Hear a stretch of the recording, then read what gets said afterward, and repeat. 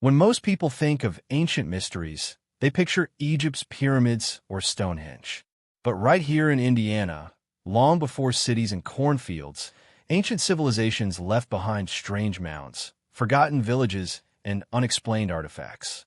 From massive earthworks aligned with the stars to rumors of giant skeletons buried in the soil, Indiana's past is deeper and weirder than most realize. These are the ancient mysteries that still linger just beneath the surface. Angel Mounds, the lost city on the Ohio River. If you ever find yourself driving near Evansville, Indiana, right by the Ohio River, you might pass by a quiet stretch of land that doesn't look like much at first glance. But tucked into that riverside landscape is one of the most fascinating and mysterious places in the Midwest, Angel Mounds. This isn't just another historical site with a plaque and a few old stones. Angel Mounds was once a thriving city, home to a powerful culture that existed centuries before any Europeans set foot in North America.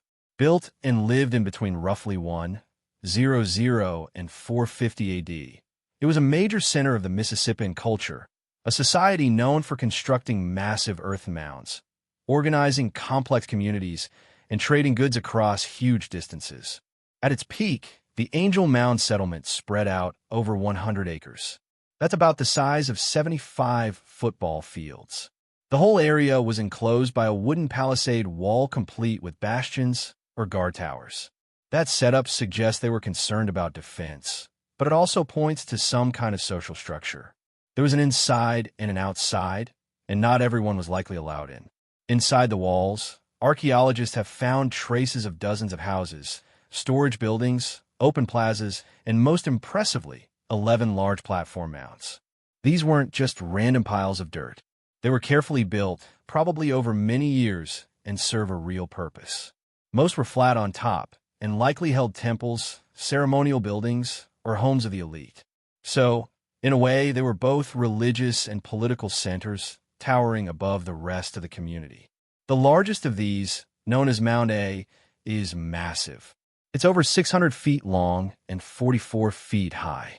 Imagine climbing up there back in the day, looking out over the rooftops and gardens of your city. If you were a leader or spiritual figure, that height wasn't just physical. It was symbolic. You were literally above everyone else. All around these mounds were the everyday signs of life. Archaeologists have uncovered broken pottery, stone, and bone tools, and even objects that look like they were used in games or ceremonies. What's especially interesting is where some of these artifacts came from.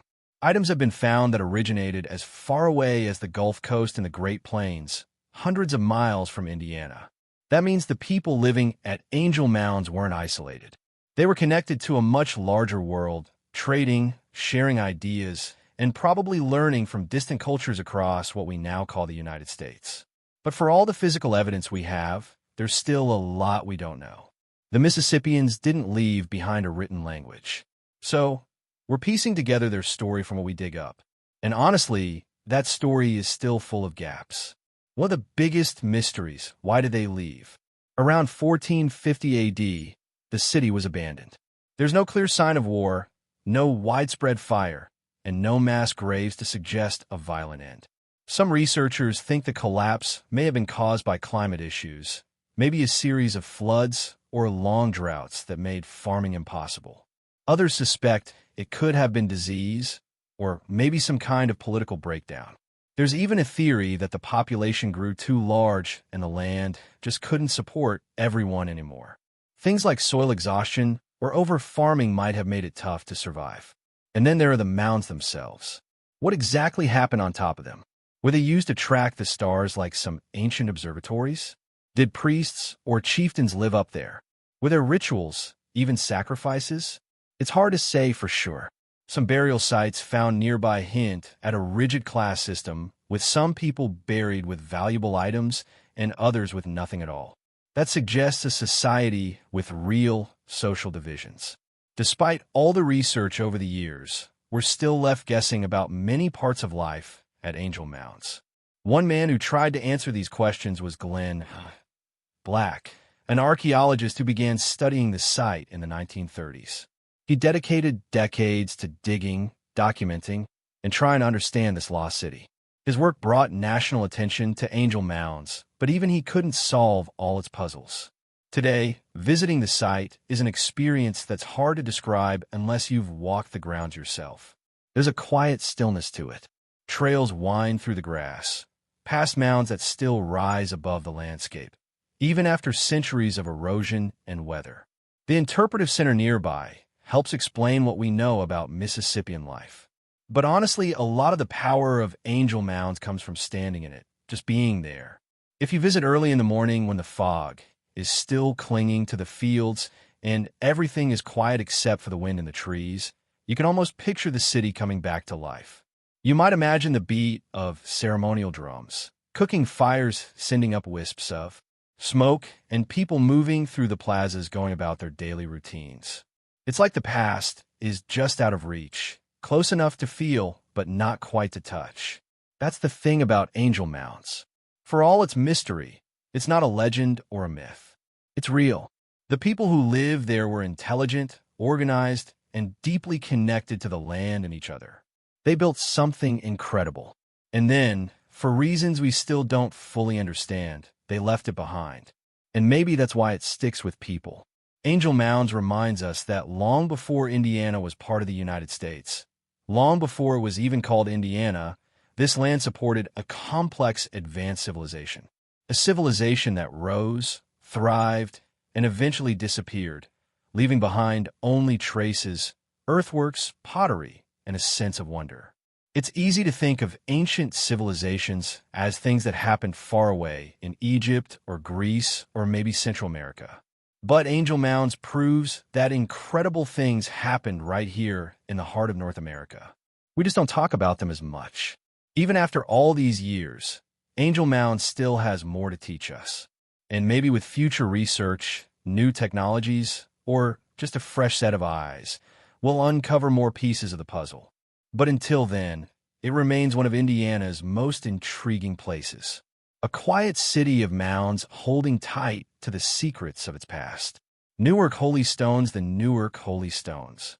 Back in the mid-1800s, something unusual was pulled from the earth near Newark, Ohio, a quiet town about 200 miles from the Indiana border. It wasn't gold or ancient bones, but a group of small carved stones that would go on to stir up a storm of controversy, mystery, and debate that's still alive today. These artifacts are now known as the Newark Holy Stones, and they were pulled from burial mounds tied to the same mound-building culture that once stretched across much of the Midwest, including Indiana. The discovery sparked curiosity from all corners: archaeologists, religious thinkers, skeptics, and true believers alike. The first artifact, and probably the most famous, is what's called the Keystone. It was found in 1860 by a man named David Hyrick, who had taken an interest in digging through Native American burial mounds around Newark. During one of his excavations, he uncovered a small, dark, polished stone shaped sort of like a plumb bob, something you'd use to check vertical alignment. But this wasn't a tool. On each of its four sides were inscriptions, Hebrew inscriptions. Translations of the phrases include things like Holy of Holies, the Law of God, and the King of the Earth. Just a few months after that, an even more elaborate artifact surfaced, the Decalogue Stone. This one looked like a black sandstone tablet carved into the shape of a rounded tombstone. At the center, a figure in robes, possibly meant to be Moses, was engraved in relief, surrounded by a long series of characters resembling ancient Hebrew script. The writing appeared to outline the Ten Commandments. Now, if these artifacts were truly ancient, that would be earth-shattering. The burial mounds where they were found were built by the Hopewell culture, which thrived in this part of the country between 100 BC and 500 AD, well over 000 years before Columbus set sail. So, if these stones were genuine, it would suggest that ancient Hebrew people somehow made it to North America, interacted with native societies, and left behind religious relics buried in ceremonial sites. It's the kind of theory that captures people's imagination. And for some, it fits right in with stories of lost tribes, biblical migrations, and forgotten histories. But here's where things get tricky. Mainstream archaeologists have never accepted the stones as authentic. Almost from the beginning, scholars question their origin, pointing to several problems that just didn't add up. The writing style, for one, doesn't match what real ancient Hebrew looked like during biblical times. It actually bears a striking resemblance to Hebrew fonts used in the 19th century, the kind you might find in books available in Herrick's own day. Also, the condition of the stones seemed a little too perfect. They didn't show much weathering or damage, which you'd expect from artifacts supposedly buried for over 1,000 years. And then there's Herrick himself. He had a background that included earlier questionable finds, and some think he may have been either directly involved in a hoax or manipulated by people who were. Now, I'm not saying for sure it was faked, but the timing, the style, and the sudden discovery of multiple stones within months do raise some eyebrows, especially considering the context. Back then in the mid-9th century, there was a strong belief among many settlers that Native Americans couldn't have possibly built the massive mounds scattered across the Midwest. That assumption, driven by racial bias and colonial thinking, led to all kinds of alternative explanations. People suggested the builders were everything from Vikings to Egyptians to the lost tribes of Israel. The Newark Holy Stones fit neatly into that narrative. So if someone wanted to prove that the Bible had roots in the Americas or that the native mounds were really built by outsiders, these kinds of artifacts would have been incredibly convenient. That said, not everyone agrees the holy stones were forgeries. Some researchers argue that the detail, precision, and quality of the carvings suggest they were made with serious intent. They point out that it would have taken a lot of skill to pull off, and maybe even knowledge of ancient languages. There are also those who believe ancient transatlantic contact, whether by Hebrews, Phoenicians, or another Old World group, could explain it. Personally, I don't find that idea impossible. History is full of surprises, and we're still learning just how connected early civilizations might have been. But I also think we have to be cautious. A theory is only as strong as its evidence. And right now, the stone's origin is just too shaky to accept at face value. Still, I get the appeal. There's something exciting about imagining ancient voyages across the ocean, long before textbooks say they happened. And in a time when people were trying to make sense of new discoveries, these stones offered a kind of story, one that tied the new world back to the old. Here's an interesting footnote. Indiana, while not central to the Newark discoveries, does show up around the edges of this story. Some of the holy stones passed through private collectors in Indiana, and several Indiana-based antiquarians were strong supporters of what's called diffusionism, the idea that ancient cultures didn't develop in isolation, but were shaped by contact across oceans. And just like Ohio and Illinois, Indiana was once covered in earth and mounds, most of which have been destroyed over the years by farming or development. While nothing exactly like the Newark stones has turned up in Indiana, there have been rumors, 19th century newspaper clippings, and old local legends of inscribed tablets, metallic plates, and even so-called giant skeletons found in Indiana soil. Most of those stories are considered exaggerated, if not entirely fictional. Still, they show how hungry people were, and maybe still are, for a deeper, more mysterious version of history. So, where are the Newark Holy Stones today? You can still see them. Actually, they're housed at the Johnson Hummer House Museum in Coshocton, Ohio. The museum doesn't take a firm stance on whether the stones are real or fake. Instead, they let visitors make up their own minds. And I actually respect that. Presenting the evidence without pushing a conclusion lets people wrestle with the bigger questions for themselves. Because in the end, that's what the Newark Holy Stones really represent. A question: how do we decide what's real in archaeology? When something shows up that doesn't fit the timeline, do we write it off as a fake, or are we open to revising what we think we know?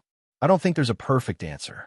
But the fact that people are still talking about these stones more than 160 years later tells me they still touch something real.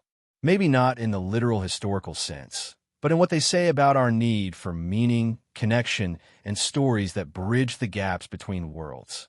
Whether the holy stones are clever forgeries, genuine outliers, or something in between, they've become part of the historical landscape. And for better or worse, they've made sure the mounds of the Midwest still have secrets worth uncovering. Bone Bank Site, Indiana's vanishing prehistoric village. Down near the southern edge of Indiana, Where the Wabash River curves into the Ohio, there's a stretch of quiet farmland that barely hints at the history buried beneath it. You wouldn't think much of it at first glance, just open fields, a few trees, maybe the sound of water moving in the distance. But 200 years ago, this place drew attention for a completely different reason. Locals called it Bone Bank. And for good reason. Settlers in the early 1800s kept finding bones. A lot of them. Human remains, animal bones, fragments of pottery, sometimes scattered across the surface, other times tumbling out of the riverbank as the Wabash slowly chewed away at the land. Some skulls were said to be unusually large. Some skeletons were buried with tools, copper ornaments, or clay vessels. It was like history was leaking out of the soil, a riverbank bleeding artifact from a world no one remembered. But who were these people? And what happened to their village? Over time, archaeologists began piecing together a theory. The most widely accepted idea is that Bone Bank was once a major village of the Caborn-Wellborn people, a branch of the broader Mississippian culture that once dominated the American Midwest and Southeast. They lived in the lower Wabash Valley from around 1400 to 700 AD, long after the great Mississippian cities like Cahokia began to fade. These people still built mounds, though not as many or as large. Their communities were smaller, more localized, but no less important. Bone Bank may have been one of their biggest towns. Built on a bluff above the Wabash River, the site offered a mix of natural defense, fertile land, and access to trade routes. From there, they could move goods up and down the river, connecting with other villages scattered across the region. Artifacts pulled from the site over the years suggest Bone Bank wasn't just isolated. Pieces of shell jewelry from the Gulf Coast, copper from the Great Lakes, and rare ceremonial objects made from distant materials have all been found there. These weren't simple farmers tucked away in the woods. This was a community plugged into a network, a regional hub with ties that stretch far beyond what we now call Indiana. But today, almost all of it is gone. The river slowly and steadily has been erasing the site for over a century. Early records from the 1800s describe settlers hauling off wagon loads of bones and pottery. Some of those remains ended up in museums. Others were kept by collectors. There are even stories of local farmers using skeletons as fertilizer with no idea or concern that they were disturbing one of the most important archaeological sites in the Midwest. And here's the part that really hits hard. Very little professional excavation was ever done. What we know about Bone Bank mostly comes from scattered museum collections, private letters, and a handful of field notes from the early 1900s. A few archaeologists tried to study the area, but by the time they got there, huge sections of the site had already collapsed into the river. Some early reports estimate that hundreds of people were buried at Bone Bank. Some graves held individuals with carefully placed offerings, tools, beads, ceramics. Others were simpler. There were also accounts of group burials, possibly mass graves, which raises even more questions. Was this a village hit by disease? Or was there some kind of conflict, a raid, or a battle that led to hurried burials and clustered graves? We don't know. With so little left to study, we may never know. And then, of course, there's the folklore. In the 19th century, newspapers and local stories started spreading tales of giant skeletons. Men said to be over 7 feet tall, buried with massive stone axes and ceremonial items. It's hard to separate fact from exaggeration. Some of these reports probably got inflated over time, passed along by word of mouth, or used to sell papers. But these stories keep popping up in places where ancient mounds were disturbed, including Indiana. Personally, I think some of those old stories should be taken with a grain of salt, but not dismissed outright. Sometimes folklore holds a kernel of truth, even if it gets stretched along the way. If people were finding unusually large bones or burial objects that didn't match their expectations, they'd try to explain it however they could. There are also strange reports of unusual burial positions, skeletons found facing odd directions, or signs that some bodies were buried in haste.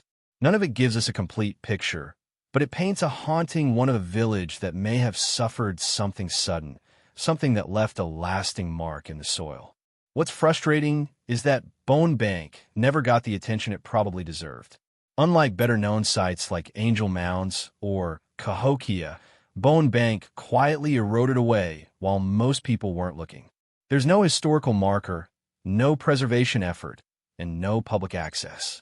What's left sits on private land, and much of the original site has likely slipped into the Wabash or been buried under farmland. But even in its near-erased state, Bone Bank still holds significance. If we'd been able to study it properly, it might have helped answer some key questions about what happened in the Midwest between the collapse of major Mississippian cities and the time European settlers arrived. This was a transitional period in North American history, and Bone Bank was right in the middle of it.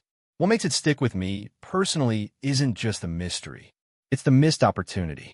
How many ancient villages like Bone Bank have disappeared, unrecorded, washed away, or paved over before anyone could understand what they were? That's what makes sites like this feel so fragile. They're finite, one of a kind. And once they're gone, that's it. No redos, no second chances. And yet, in a strange way, Bone Bank is still speaking. Every time a collector turns over a pot shirt in a box or a museum worker catalogs a long-forgotten bone, another small piece of the puzzle comes into view. There may still be stories buried under the mud of Posey County. Small ones maybe, but meaningful. For now, the name Bone Bank is a ghost of what once was. No village, no fence, no sign, just a name whispered by old maps in a river that doesn't stop moving. But for those who look a little closer, it's a reminder that Indiana's prehistoric past is deeper and stranger than most people ever realize. And somewhere under that soft ground in those quiet fields, something ancient is still waiting to be understood. Giant skeletons, alleged giants in Indiana mounds. If you flip through old Indiana newspapers from the 1800s, you'll notice something odd. Tucked between stories about crop prices and town gossip, you'll find reports about giants being dug up from ancient burial mounds. We're not talking basketball. These stories describe skeletons 7, 8, even 10 feet long. And they weren't just big bones. These giants were supposedly buried with copper tools, stone axes the size of oars, and artifacts that didn't quite fit the picture of what people expected from Native American history. The stories usually go something like this. A farmer's plowing a field, hits a mound, and uncovers what looks like a giant skull. Word spreads. Locals come by to gawk. Maybe a self-proclaimed antiquarian shows up. And then the bones vanish, either into a private collection, a museum basement, or just gone without a trace. Indiana has its fair share of these tales. Reports have popped up from Posey County, Knox County, along the White River around Anderson and Vincennes. Some of the most colorful accounts mention skeletons with double rows of teeth, massive jawbones you could supposedly wear like a mask, and skulls stretched longer than normal, what some folks call elongated. So what's behind all this? Are these just old stories that spiraled out of control? Or did people really uncover something unusual? Let's start with what we know for sure. Indiana, like much of the eastern U.S., was once home to a series of mound-building cultures, namely the Adena, the Hopewell, and later the Mississippians. These societies built large earth mounds that were used for burials, ceremonies, and maybe even astronomical tracking. When settlers moved in during the 1800s, they didn't really know what they were dealing with. To them, these are just big, mysterious piles of dirt. And unfortunately, many were dug up or leveled without much thought.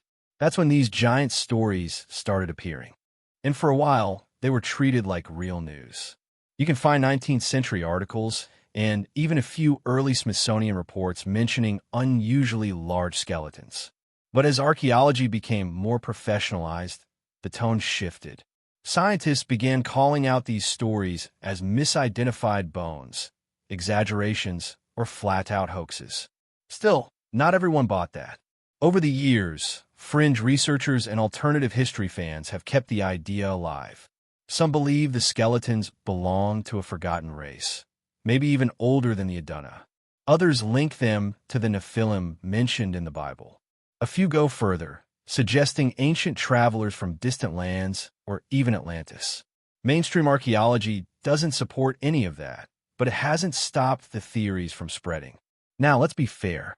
There are some reasonable explanations for how these stories may have gotten started. 1. Misjudged measurements.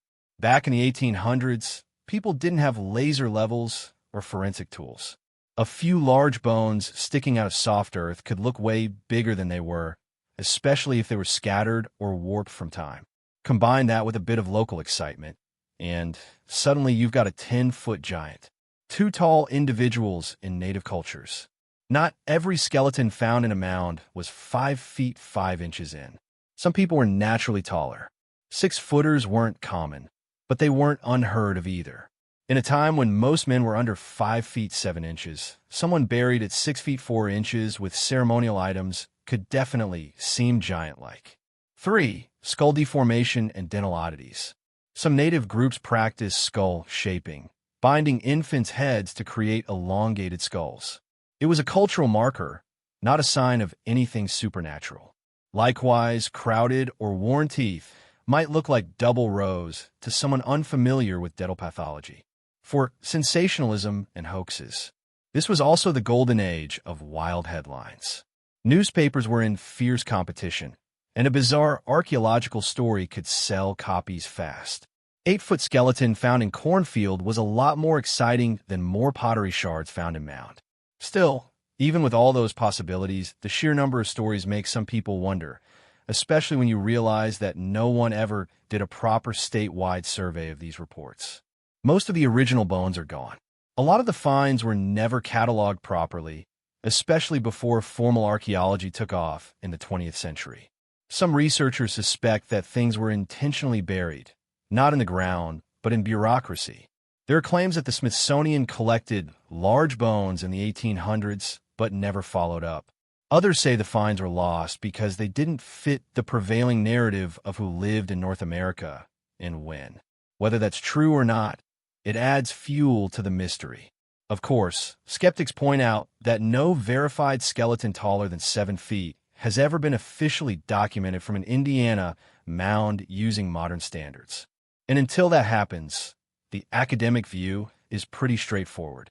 The giants of Indiana are likely a mix of tall individuals, misinterpretations, and old-fashioned tall tales. So, where does that leave us for me?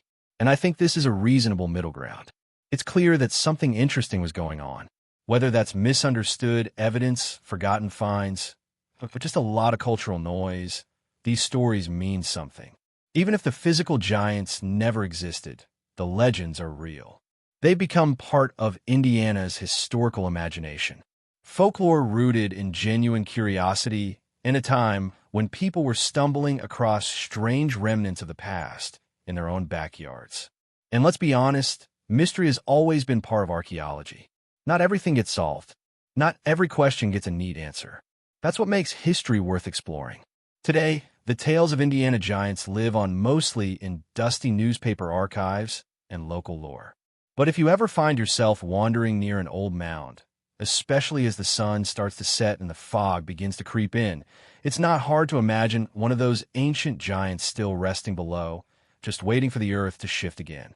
Vincennes petroglyphs, the Vincennes petroglyphs, Indiana's fading rock writings. Just off the Wabash River near Vincennes, Indiana, there's a patch of exposed limestone that doesn't look like much at first glance. You could walk right past it without noticing anything unusual. But if you stop, look closely, and let your eyes adjust to the light and texture, something starts to emerge. Faint lines, strange patterns, shapes that might be animals or something else. These are the Vincennes petroglyphs, Indiana's quiet, crumbling connection to a prehistoric past. You won't find any road signs pointing you there. It's not a major tourist site. In fact, most people in the area have never even heard of it.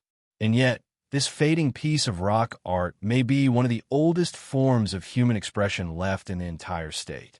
That alone should make it matter. The carvings are etched directly into soft limestone close to the riverbank.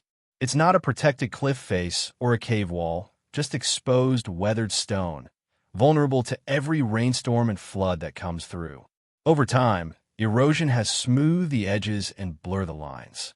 So, what's left is hard to make out, but we know they're there, and we know they weren't made by accident. The Wabash River has always been a lifeline. Long before European settlers arrived, It served as a major travel route for indigenous peoples. If you imagine the river as an ancient highway, then it makes sense that someone would stop here, maybe to rest, maybe to gather, or maybe to mark something important. And if you wanted to leave a message that would outlast the seasons, carving it into stone might have seemed like a good idea. As for what the carvings actually show, well, that's where things get a little murky. Some researchers describe geometric figures, crisscrossing lines, simple animal shapes, and abstract forms that defy easy explanation. Others see more symbolic patterns, maybe spiritual, maybe territorial, but the truth is time has worn them down so much that interpretation is mostly guesswork. There's no official date stamped onto these rocks, but based on comparisons with other sites in the region, some archaeologists think the carvings might date back to the late woodland period, somewhere between 500 and 1000 AD. They could even be older.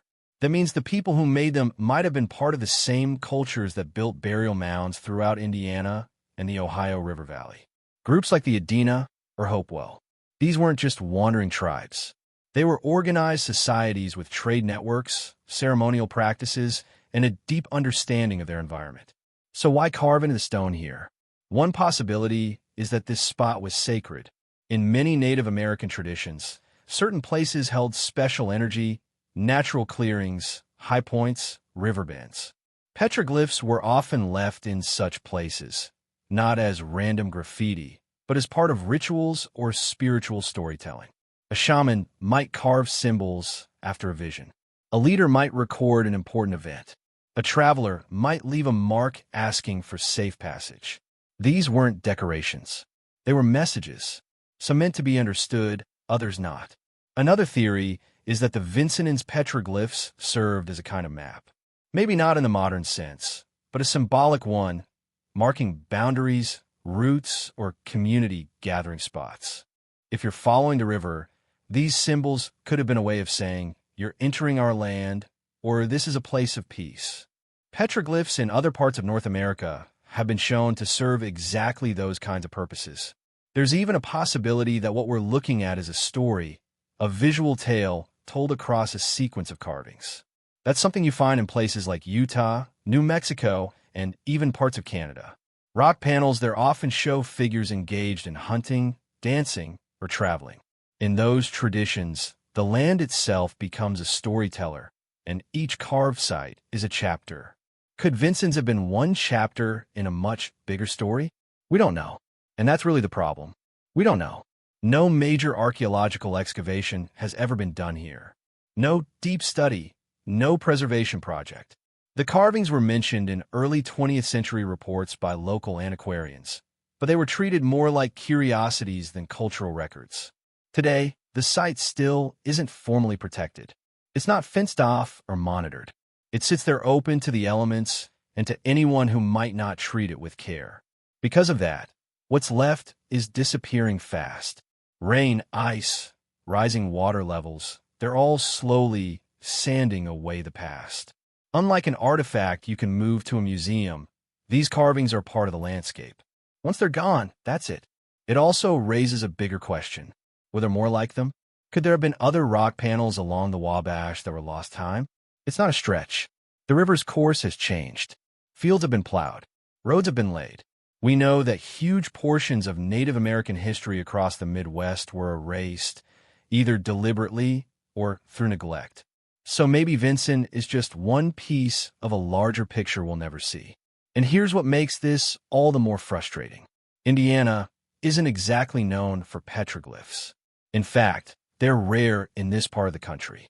Most ancient cultures here left their mark in other ways through earthworks, mounds, pottery, and oral traditions. Rock carvings were not the norm, which makes this site even more special. It's an outlier, a whisper from a time and culture we barely understand. You'd think that would be enough to spark serious interest.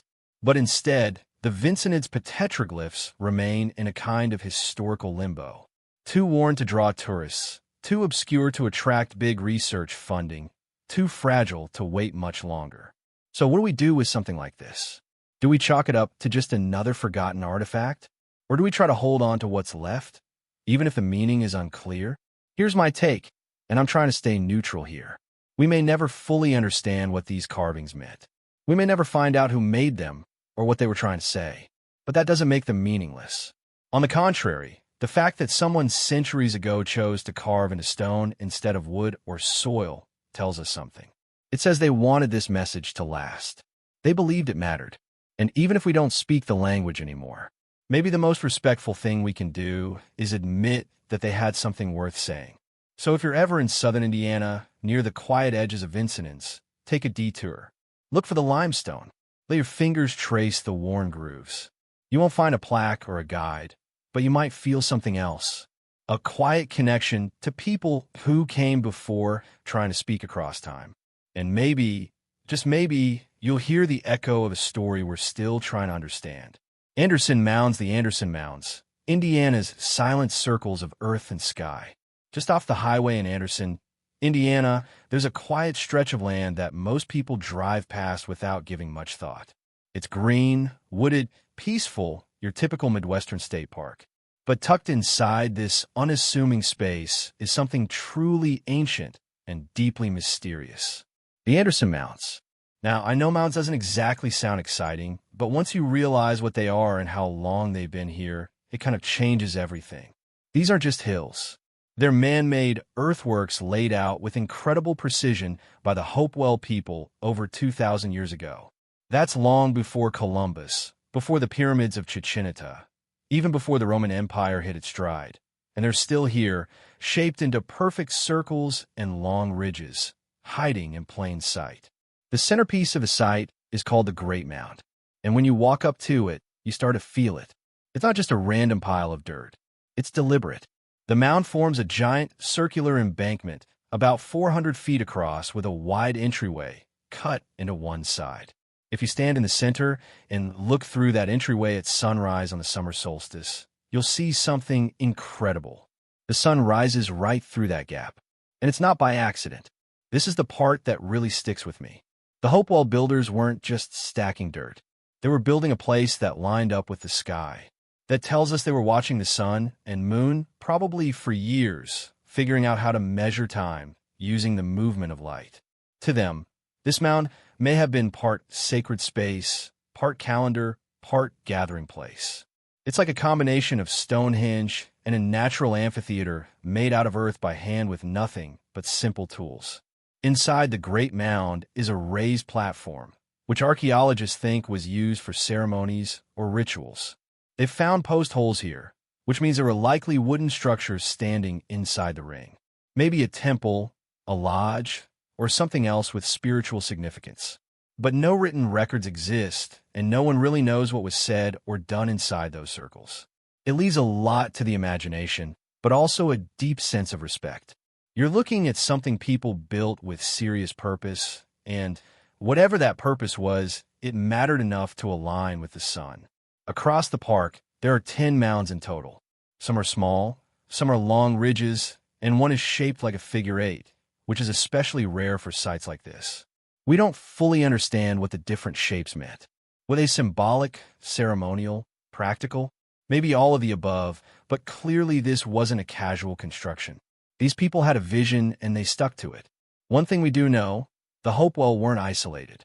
Artifacts found around these mounds show that Anderson was part of a massive trade network. Obsidian from the Rocky Mountains, mica from the Appalachians, copper from the Great Lakes. All of it has turned up here. That means people traveled to this place bringing goods, stories, maybe even beliefs from all over ancient North America. Imagine the kind of energy that must have filled this area during ceremonies or gatherings. Drums, firelight, songs echoing off the trees, now long gone, but once real and alive. And then just like that, it ended. By around 400 AD, the Hopewell culture began to decline. No one knows exactly why. Climate change, political shifts, disease, any of those could have played part. Whatever the reason, people stopped coming. The mounds were left alone. Trees grew over them. The rings of earth were slowly forgotten. When European settlers arrived in the 1800s, they stumbled across the mounds and didn't quite know what to make of them. Some thought they were built by a lost civilization, even connecting them to ancient Egyptians or mythical giants. That was a popular theory back then, based more on fantasy than fact, but it shows how much mystery still surrounded the place. It wasn't until the 20th century that archaeologists began to seriously study the mounds. During the Great Depression, workers from the WPA, that's the Works Progress Administration, helped map and preserve the site. Eventually, the land was turned into Mound State Park. Today, it's a public space. You can walk the trails, stand inside the mounds, watch the sunrise just like the Hopewell did. There are a few interpretive signs and a small nature center with some information. But for the most part, it's a peaceful place.